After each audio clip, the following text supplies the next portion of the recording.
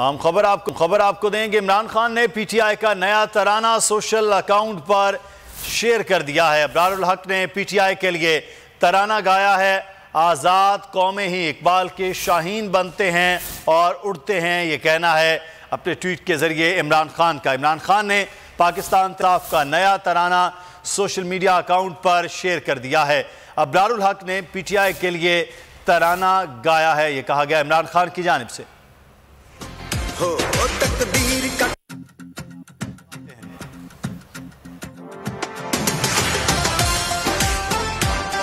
ये पाकिस्तानी कौम है, ये भेड़ बकरियां नहीं है। तकदीर का काजी कहता है क्यों जुल्मत के दिन सहता है।